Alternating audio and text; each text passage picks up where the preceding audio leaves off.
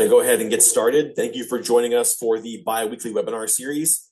This week, we are excited to do clean deal submissions. We have a great panel of guest speakers that are going to be joining us today.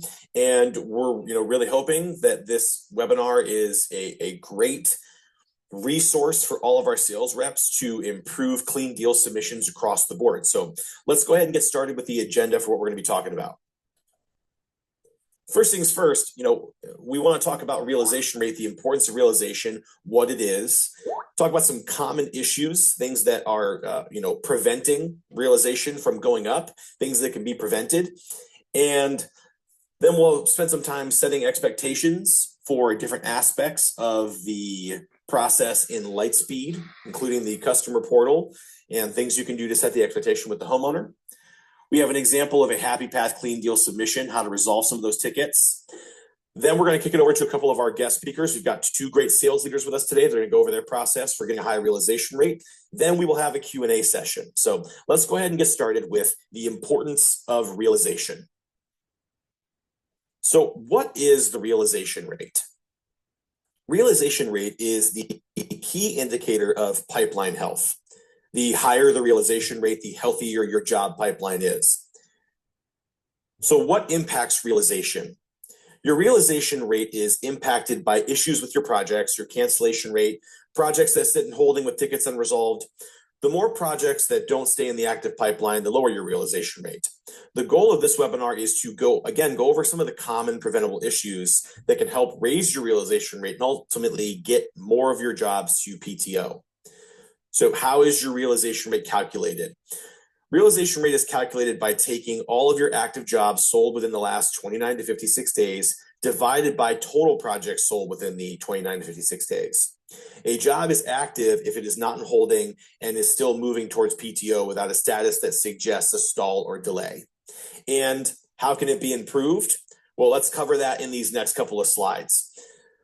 How can realization be improved? So some of the things that we're going to talk about in these upcoming slides are some of the most common preventable issues, things that you as the rep are in control of that can really impact whether or not your project moves forward. And the number one thing we hear from our account management team, everyone on the back end, and the thing that we want to stress most from the jump is utility bill, utility bill, utility bill.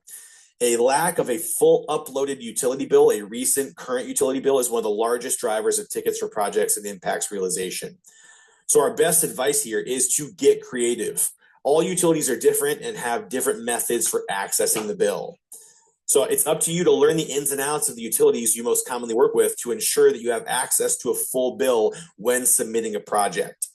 And it's really important to take advantage of the request document button in Lightspeed to allow the homeowner to upload the bill if you don't have a copy of it on you or you can't resolve that yourself. That's a fantastic feature built into Lightspeed that should help you resolve the utility bill issue.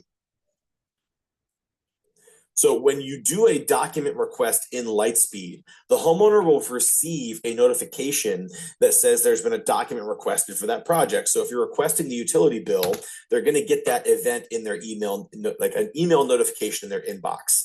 The document request is also going to be visible in their customer portal. So we'll talk about the customer portal often in this presentation. The instructions are sent to the customer in the email and stored in the document database, and they're preset for each document. So again, this picture on the right is an example of a communication for the customer. And when they click that, it will take them directly to the customer portal to the My Documents page to show them that they need to upload that bill. So this is an example of what that looks like. You can see the example picture here we have is the utility bill upload. They can click upload, attach pictures, attach full PDFs. And then once that document request is satisfied by the homeowner, it'll be reviewed and the sales action will be closed out in Lightspeed. One of the more common issues, and we will demonstrate how to resolve this in a little bit farther down in the presentation, is confirming the title holder and the title holder's spelling of their name pre-submission. So in many situations, projects are being submitted without the correct owner of the home on the project, or it's, there could be a variety of reasons for that. Spelling, they go by a nickname, incorrect info. So the best practice here is to set the expectation to confirm the title holder pre-submission and ask the homeowner how their names are spelled and presented on their title or mortgage documents. So if you are submitting the project for it to match what they have in their mortgage statement or their title, the chances of that coming back as a ticket will be slim to none, because when they do the title check, it's going to match. And again, if you do need to provide proof of homeownership, to reiterate, you can take advantage of that request document button in Lightspeed to allow the homeowner to upload a mortgage statement or the title to resolve those types of tickets. So when it's time to actually resolve that ticket, we're going to navigate to that ticket in Lightspeed. And you can see we have an example of the agreement of not on title. Check the resolution option to provide proof of ownership, attach any additional documentation, and make sure you hit that all-important mark complete, mark as resolved button so that goes back over to ops for it to be verified, and that ticket can be processed and closed out. Okay, so it goes without saying, but one of the most important things that you can do as the sales rep when you're selling your project is get all of the documents signed. So regardless of the financial product you use during the sales process, the project isn't submittable until the loan documents or all of the lease PPA documents are signed. So for Mosaic projects, all loan documents must be signed prior to the submission of the project. Additionally, if the project is conditionally approved, make sure that you resolve all of those stipulations prior to submission to keep the project out of holding. For Sunrun and Everbright projects, the agreement must be signed fully prior to the submission of the project as well. So get in the habit of not pressing that exit to CRM button or converting it to a project until you can verify that all of the documents for that project have been signed. Also, another key cog in the process is getting financial approval. So regardless of the financial product you use during the sales process, that project is not submittable until the homeowner has passed the credit requirements. For Mosaic projects, the title holder of the home must be on the loan, even with a cosigner. Submitting projects without credit approval will automatically move that to holding. For Sunrun and Everbright projects, the homeowner must qualify for the agreement prior to the submission of the project. Okay, another really big one, a lot of common ticket items that come through that will stall your project out is the completion of the welcome call. Whether it's Mosaic, Sunrun, or Everbright, your customer will need to complete the associated welcome call for that product. So you should consider the welcome call a part of the finance agreement. They need to sign all of the documents prior to submitting a project. The welcome call is no different. This is a stage in the loan process, and it could stall a project if it's not completed. So what we're doing to help out with this is we're going to be adding a page in the Sales Resource Center in the Finance and Payment Options folder for welcome call resources. So you can open up that welcome call resources folder, look at some resources on the Sunrun welcome call, the Mosaic verification calls, and the welcome calls for the different finance products, and the Everbright welcome call. Familiarize yourself with the ins and outs of the welcome call, whatever product your homeowner is taking advantage of. If you are familiarizing yourself with what's expected on the welcome call, you can help set the expectation so that this step isn't missed. Informing the homeowner of the things that are included in that welcome call will make that welcome call go much smoother, and it'll probably make our sales reps a lot more confident in completing it while they're with the homeowner. The welcome call is a huge step in the process, and we want to reiterate that this is something that needs to be completed prior to submitting the project, as if it were a step in the loan process. Okay, so now we're going to move on to some more common preventable issues to keep projects moving through the pipeline.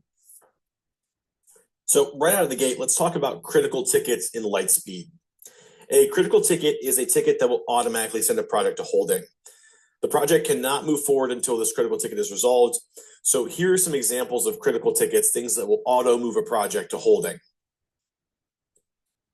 Number one, the finance signer does not match the agreement signer. So whatever's on contract is not matching what's on finance.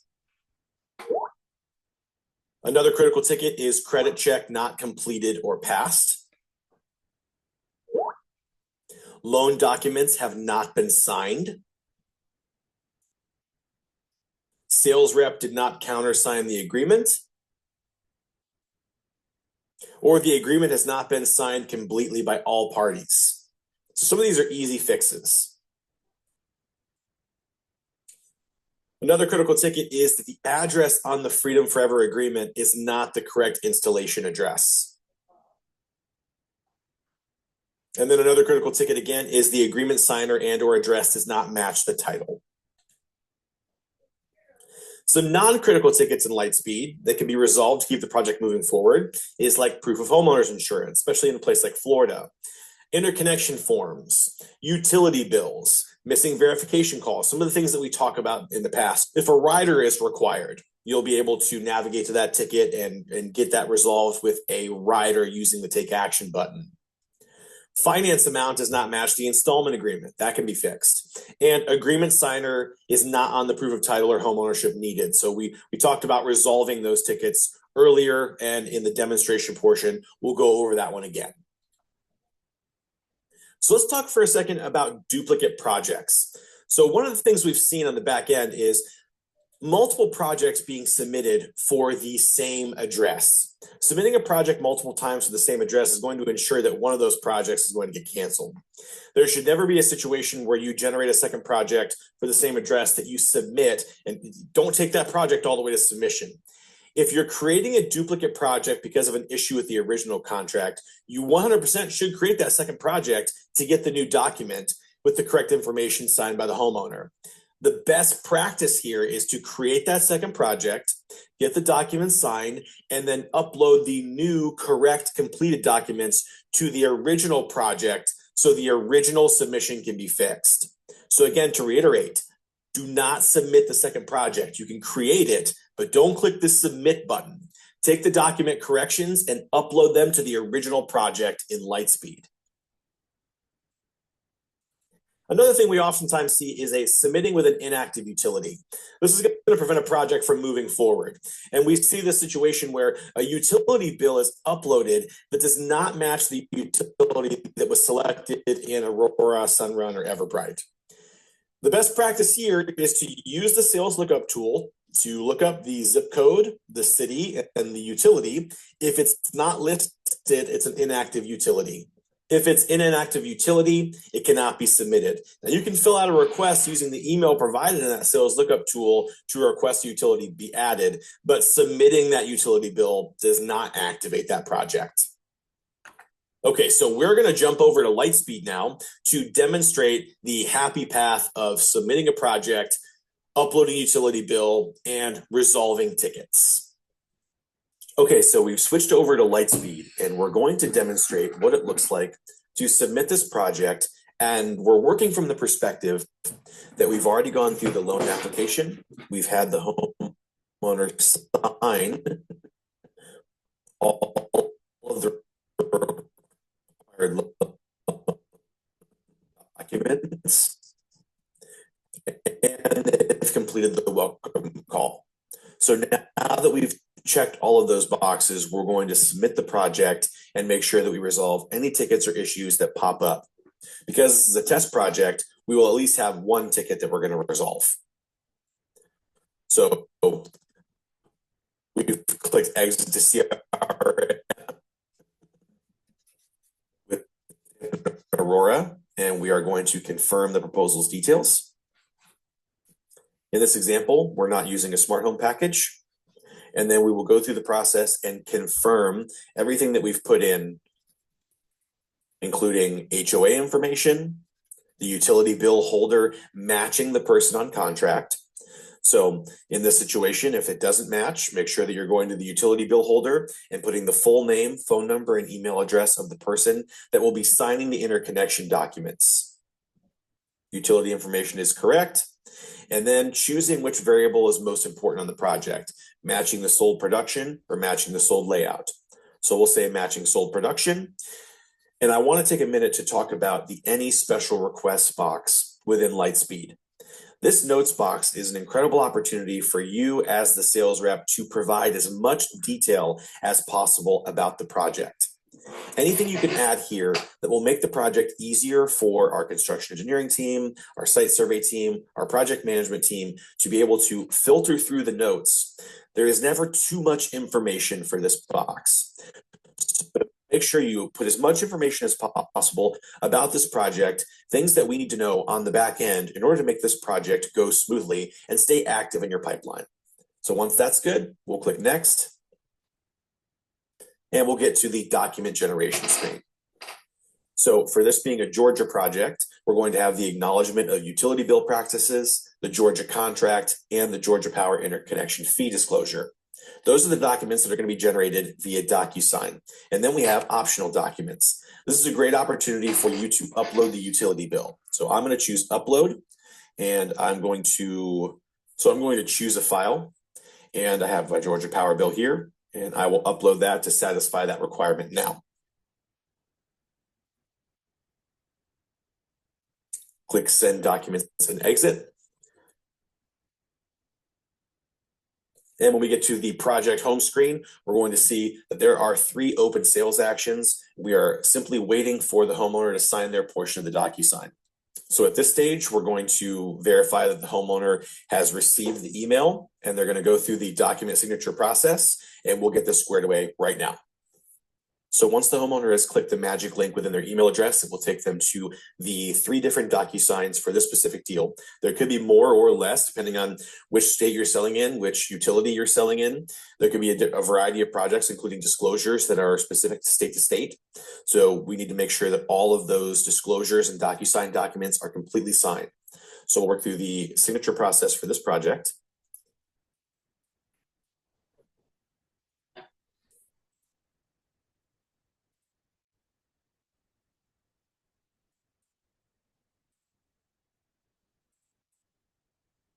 And now we will get the Freedom contract signed. And as we work through all of these DocuSign documents, once all of these documents are signed and completed, the homeowner will be taken to their customer portal. So when we get to the customer portal, we're going to pause for a second and just go over some of the ins and outs. Things you can do to set the expectation with the homeowner about the customer portal, including how to reset their password so that they have access to their portal if they need to log in at any time. Take advantage of the different video options so they can track their progress of their project all the way to permission to operate, and where they can locate all the documents they've signed. So now that we've completed that last document, it's going to take us directly to that customer's portal. Here you'll see the independent dealer information, Freedom contact information if they need to contact customer support, and a welcome video. So each one of these steps along the process will inform the homeowner what step their project is currently at as we get all the way to completion. Also, there's a My Documents section within the customer portal that will show you all of the items that were either uploaded or signed up to this point.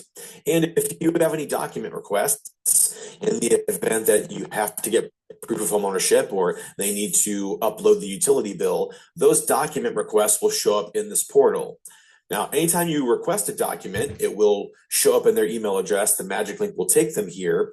But in order for the homeowner to be able to access this without a magic link, they will need to log out and click the reset password link. Once you click forget password, they're going to put the email address that they provided during the sales process. Click that link and set a password. That way, anytime they want to come to Freedom's portal or log into the Freedom app on their phone, they can use the email address they've provided and the password that they set here so that they have access to that portal, which is an extra step of ensuring that your homeowner can see which step of the process is and opens up another line of communication and gives them more access to their project. So after refreshing the screen, we've seen all of those sales actions are now complete, and we have the ability to submit this project. So I'll choose Submit Project. Any additional files you would need to upload, you have the opportunity to do that there for the other files. I will choose In-Home Submission and open up the Site Survey Scheduling tool. At the Site Survey Scheduling tool, I'll go over this questionnaire with the homeowner, get their responses to all of these questions for our site survey techs, making sure that we're setting the expectation for what the site survey tech will do, especially in the event that they're doing the Vivint Basics package, that you're informing them of what to expect for that install. And then we will choose one of our site survey dates, Friday at 4 p.m., and we will schedule that project.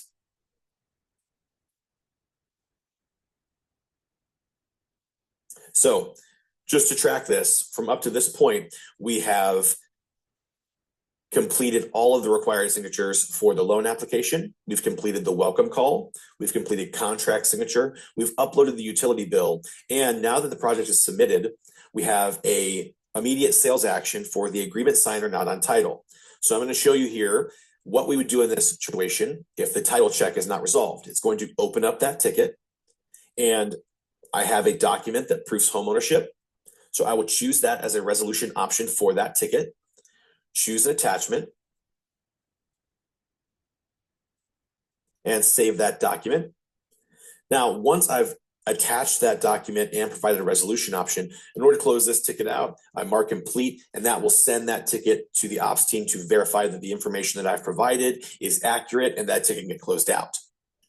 So I've immediately addressed any sales actions that have popped up in the event that something showed up on title check, so that I can make sure that this project moves efficiently through the pipeline. So now we're going to jump back over to our presentation, and we have a couple of special guests from two of our sales teams that are going to talk about their processes. First, we want to congratulate them on having such a high realization rate. We're joined by Brian Ward from Boundless and Max Ganley from Sunder. We're going to hear from Brian first. He's going to talk about some of his processes that he works with his teams to ensure they have a high realization rate. Then we'll kick it over to Max, where he goes over some of his training tips and some of the things that he does with his teams to ensure they have a high realization rate. Brian, go ahead. Current electric bill. So you really got to tell the homeowner what the problem is. And we ask the homeowner questions. How did you pick your power company? Explain the problems with the old grid. Explain how there are problems with supply, right, on the bill, the generation. Explain the climate mandates that all of these states have, and that the power companies have to spend big money, and that it's the homeowner and their electric bill that is going to pay for that. One really good check-in in the process is when you're asked to put in your ACH payment info as well. I always find that if a customer is hesitant to do that, there is probably something that they're concerned with that maybe we haven't spoken about yet. This is really important. Like, a lot of people, when they're in the appointment, will not they will not drill down into these objections. They'll just kind of sell the survey. But as soon as you walk out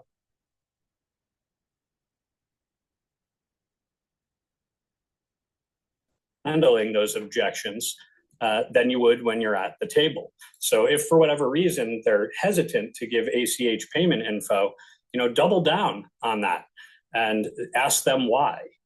If you get them to ACH payment, then they're more likely to go to install. Can everybody hear me? No? Doing my best here. Okay, we're working on getting the audio back up. Brian, can you hear me all right? Yeah, I can hear you. Okay, I think we may have the issue resolved here now. Okay. So I apologize that a good chunk of that may have not gone to the audience. If you all can hear us now, please drop a quick message into, okay, so we just got confirmation they can hear you now. I apologize. I don't mean to make you start your spiel over again, but I think it's fantastic material. I think there's an audio glitch through Vimeo that we resolved. Okay, cool. Well, let me start again then. Didn't know that was happening. Sorry, guys. Realization starts with the sales process. Right. It continues with the button up, and then the focus on the culture of realization is really important. Let me start on the sales process. I apologize if I'm repeating for anybody, but the first point during the process that will make your deals install is selling the customer the right product. Do a solid discovery with every homeowner. Find the right product for them. Right. It's very easy for someone to come and take your deal from you after you leave the house while we're waiting for install. If you're just more comfortable selling the lease, and that's what you sold them, or you're more comfortable selling the loan. If you find the right product for them and then only present that product because you're the expert, it builds a lot of credibility in you. Our sales presentation in the house, very focused on building need for the homeowner. The problem with selling solar that most reps don't realize is that nobody realizes that there's a problem with their current electric bill. Everybody's got their electric bill on auto pay and the lights stay on. And that's pretty much all anyone knows about it. So before you present the numbers to the homeowner, you've got to engage them in a discussion about why they need this product, about how it's the only way to know what you're going to pay for electric. That price protection is really important. So our sales presentation as a team is, we have built in asking the homeowner, how'd you pick your power company? How is, here's the problem with the old grid. Who's going to pay for the upgrades? Same thing with supply, talking about the climate mandates that most states have and the associated cost with that. Letting the homeowner know what to expect during the sale of the home proactively, right? So that these things don't come up as objections at the end. One really good check-in that I find is the ACH payment info. If you can get the customer to give you their ACH payment info, that's a likely sale. A lot of reps will stop and be like, oh, you don't need to put that in right now. Well, if they don't want to give you their ACH payment info, there's probably an objection that you haven't uncovered yet. I know that once I leave the house, it's really hard to address these objections. So I would prefer to pump the brakes and not just sell the site survey and, deal with that objection at point of sale. And then, of course, all the paperwork, getting that done correctly, really important. We have a lot of criteria to meet for our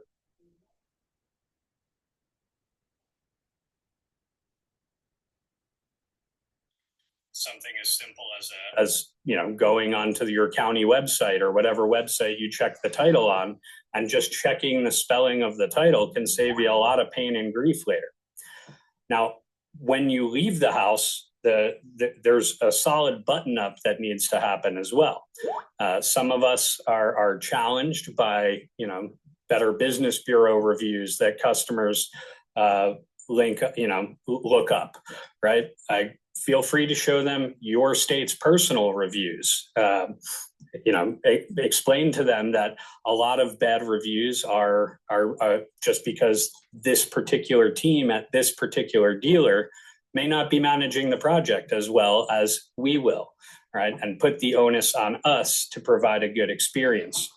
Also, it's important to prep them for the site audit. Let them know that, we do have to drill an anchor into their roof for safety, but that all of that is warranted, right? And that, Freedom stands behind all of their work. Set correct expectations for them.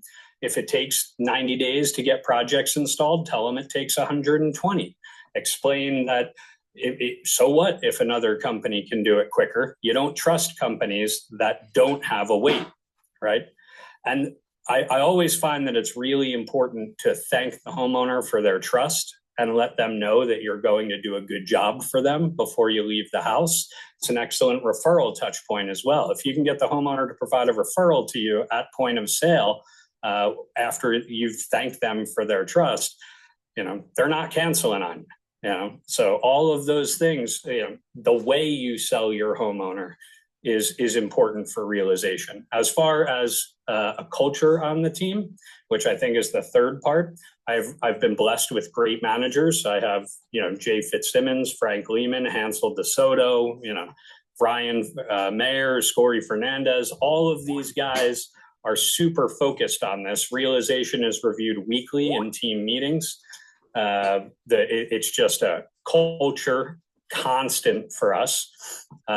Nobody wants to walk into that meeting and see 30% realization in Power BI. So it's something that's constantly in front of us. Installs are what matter. And one of the more important things we do is that when a rep comes into Boundless in this territory, they're setting their first appointments and learning how to generate business. One of our leaders is in every one of those sales with them. and letting them do the paperwork and really training them on how to do it the right way out of the gate.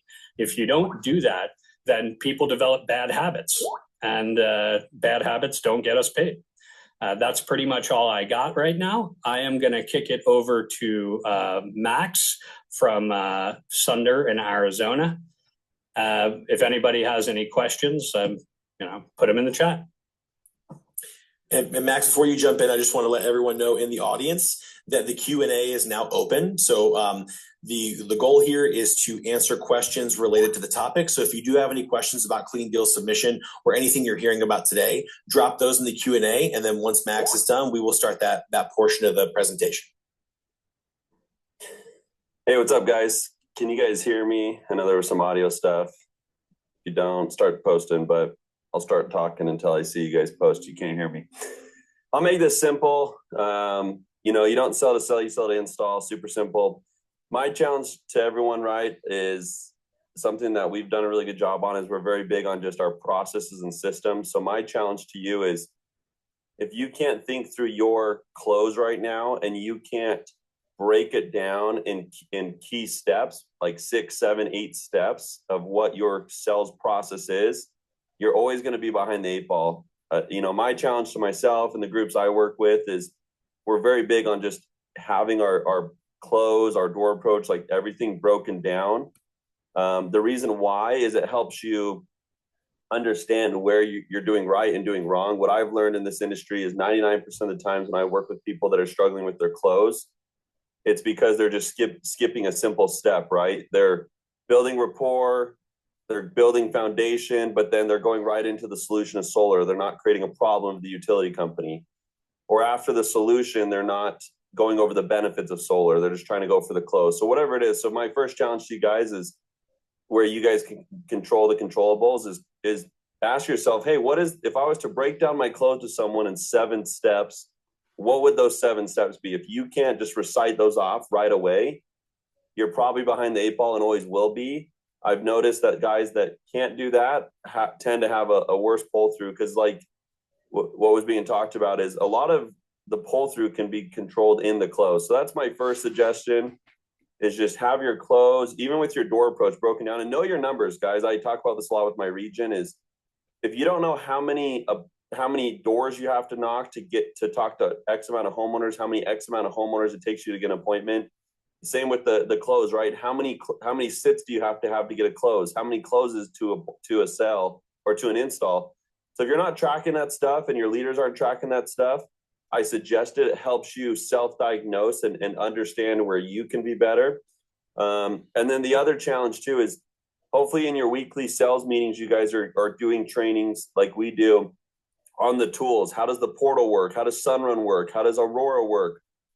Go and break it. That's something we really understand is we know when it breaks, we know what to do to solve it. So go break it with your leaders. Take time in your sales meetings, not to just do hype up rah crap, which is great. Go do technical stuff. Go focus on like, hey, how do you fix this? How do you do this kind of stuff?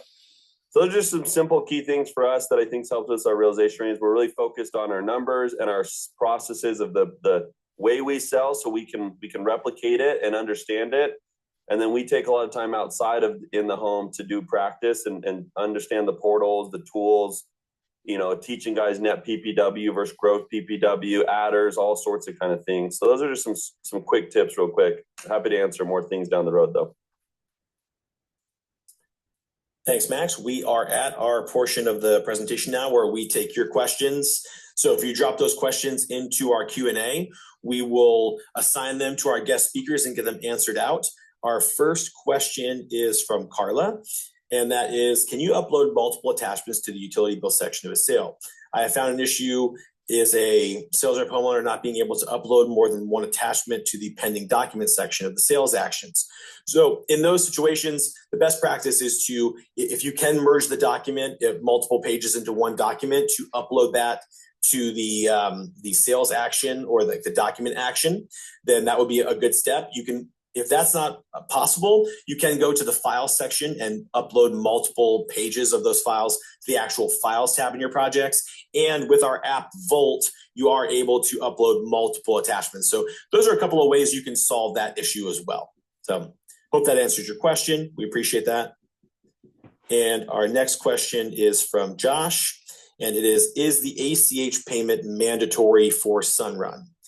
It is not mandatory, but it is built into the agreement itself that if they don't sign up for that auto pay, it does add $7.50 to their monthly payment. So that, I believe that is actually part of that welcome call, some of the things that we addressed in the welcome call section of the presentation. So that's a part of the setting the expectation process when you're with your homeowners. All right, so our next question is from Victoria. Thank you for your question, Victoria.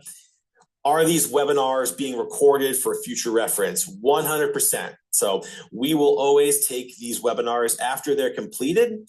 We will get a copy of it up into our video library in Lightspeed. That video library is located, it's typically the last icon near where you press the button for a Sales Concierge. We'll also send out an email recap of everything that we've talked about today, including this Q&A session, and you'll be able to link to this video later and review it with yourself and your teams. So thank you for that question. It's always my favorite one. And so we're getting some more questions pop in here.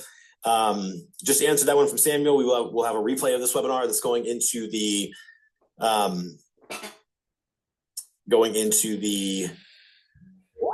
Lightspeed video library.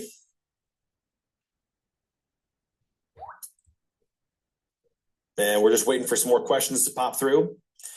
While we're talking about the merging of documents, there's plenty of websites out there that will merge documents. There's also plenty of apps on your phone that can do that.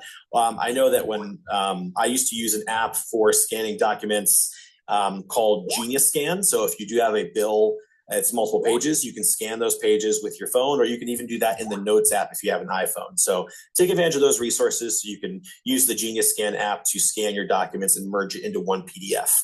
And if it's on a phone, you can then quickly upload that right to the Volt app.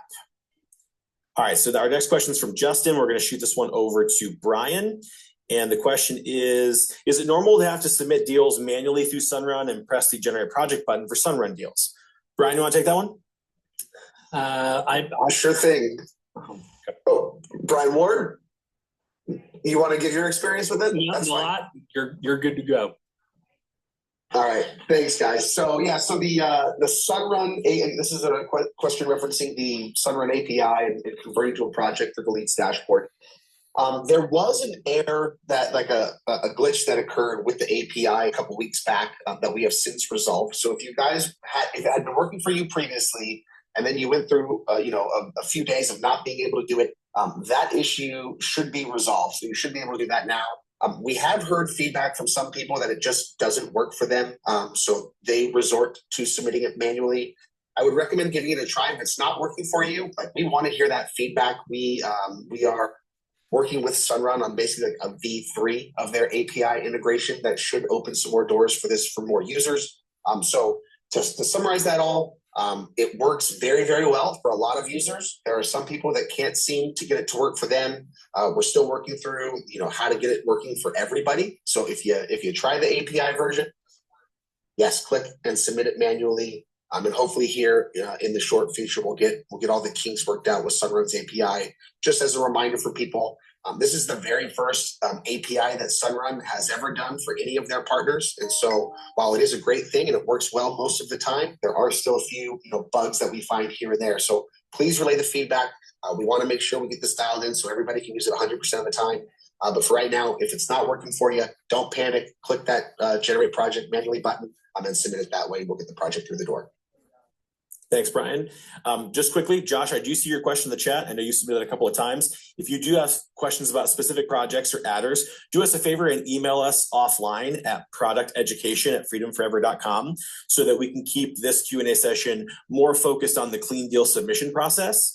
And we are waiting for a couple more questions in that department. So if you want to drop any questions into the Q&A, we'll make sure that we take advantage of the time we have with our guest speakers. And we'll just wait a few minutes for some of those questions to come in. In the meantime, is there anything anybody would like from our guest speaker panel that they would like to add from the presentation itself, maybe something that we missed or something that we can clarify?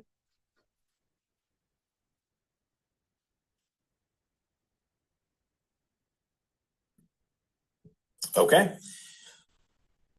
We still have a pretty healthy audience out there. And we're getting a couple questions popping in.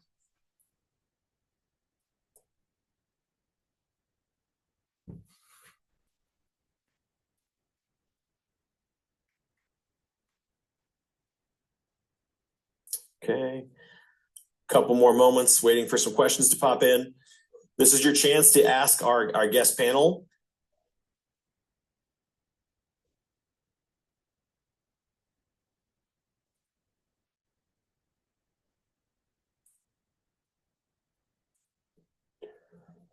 I'd share it can I share maybe a referral tip I do that actually helps me solidify my sales too? It's a really good like one-liner kind of thing. Absolutely, Max. So something I do, guys, after the end of my sale, this helps me accomplish two things. It's my referral trick I'd share while we're waiting is, so after I get the deal, I confirm with the homeowner, hey, homeowner, just want to confirm you got your site audit scheduled for, Thursday, 10 a.m. One thing though is for anyone that you refer me that goes solar, you get $500 that signs up. It's a really cool thing. Do you want to know what's going to happen though when you go talk to your friends, family, coworkers? And so, guys, the reason I do this is one of the common reasons people cancel after signing and it hurts your realization rate is they go talk to people. So what I do in the home after I sell the deal is I take time and I role play with these homeowners what they're going to hear. So I go, hey, you're going to go talk to your friends, family, coworkers. Do you know what's going to happen? And I do a role play with them about what they think is going to happen. And I prepare them. I tell them, hey, they're probably going to tell you it's too much money. There's a lien, et cetera, et cetera. What do you now know about solar? And I role play with these homeowners. And I can tell you guys so many times, I call all my homeowners at site audit and I go, hey, have you talked to any of your friends, family, coworkers? Oh my gosh, I went to work. So-and-so, I told them I was going solar, told me it's too much money. And I said exactly what you said. They're actually interested. So what it does for me, guys, just a quick tip is that number one, minimizes cancels or people who want to think about it because I prepared them. Number two, I get a ton more referrals because of this because I seem like the expert. I was preemptively getting ahead of it. So if you guys are finding a lot of people canceling and hurting your realization rate because they've talked to people, bring that up in the home before you leave. You'll get a ton more referrals and you'll minimize that cancellation. Thank you, Max. I really appreciate that. I have a question here from Samuel that we're going to shoot over to Brett Martin. And that is an interconnection agreement that can't be signed at closing something the salesperson should contact the electric company to get done? Hey, Samuel. So no, there are some interconnection agreements that do get sent at point of sale, and then there's others that need to be generated through the utility portal or sent by Freedom directly. So for those utilities where it's not available, you can expect that someone from the Freedom interconnection team will be sending that interconnection agreement out shortly after the point of sale as a part of our interconnection application. Thanks so much, Brett. Thank you for the question, Samuel. Still have a couple more minutes for questions. We are at the end of our list for Clean Deal submission questions. Again, if you do have questions that are non-specific to the topic today, be sure to email us at producteducation@freedomforever.com so we can really answer those questions offline and keep the questions for this chat more related to Clean Deal submissions and things that you're seeing that you need questions answered for that Clean Deal process.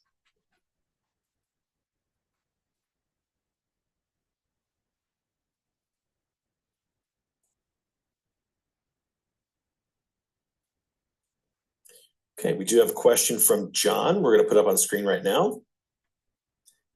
And this one's also for Brett. Where is the option for ACH in Everbright?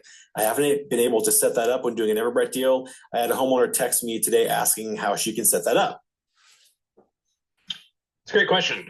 So if not available at point of sale, Everbright does use a service called Invoiced for billing. If the customer hasn't received their invoice and they're looking to proactively set this up, they can go to everbright.invoiced.com/login. They would just need to enter that email that they use to set up their account. And then on that website, they can set up their preferred method of payment, including ACH.